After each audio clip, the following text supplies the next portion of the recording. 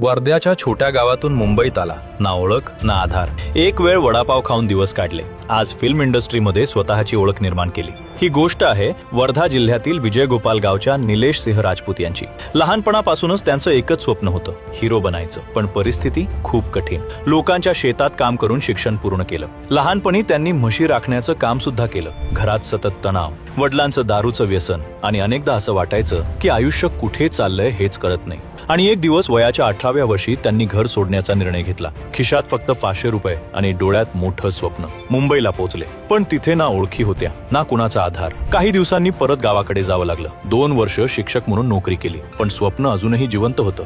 आणि पुन्हा एकदा ते पुणे आणि मुंबईकडे निघाले. पण यावेळी संघर्ष आणखी मोठा होता.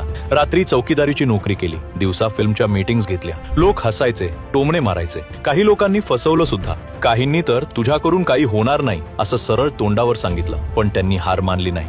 दिवसा स्क्रिप्ट लिहायच्या, रात्री काम करायचं आणि हेच चक्र तब्बल 7 ते 8 वर्ष सुरू होतं. आणि मग वर्षानुवर्षांच्या संघर्षानंतर त्यांना निर्माते मिळाले आणि त्यांनी पिक्चर बॉय सारखा मोठा चित्रपट रायटर आणि डिरेक्टर म्हणून पूर्ण केला. तिथून त्यांच्या आयुष्याचा गेम बदलला. आज फिल्म डिरेक्टर म्हणून ओळख, मराठी, हिंदी आणि इतर भाषांमधील प्रोजेक्ट्स, 4 फिल्म्सवर काम सुरू. पण इतकं यश मिळूनही ते त्यांचा संघर्ष विसरले नाहीत. त्यांचं एकच मिशन आहे, महाराष्ट्रातील तरुणांना फिल्म इंडस्ट्रीमध्ये संधी मिळाली पाहिजे. ते एकच सांगतात, लोक तुमच्यावर विश्वास ठेवतीलच असं नाही, पण तुम्ही स्वतःवर विश्वास ठेवणं कधी थांबवू नका. कारण गावातून मुंबईचं स्वप्न पाहणं सोपं असतं, पण ते पूर्ण करण्यासाठी कधी कधी घर सोडावं लागतं, एकटं लढावं लागतं आणि आयुष्य पणाला लावावं लागतं.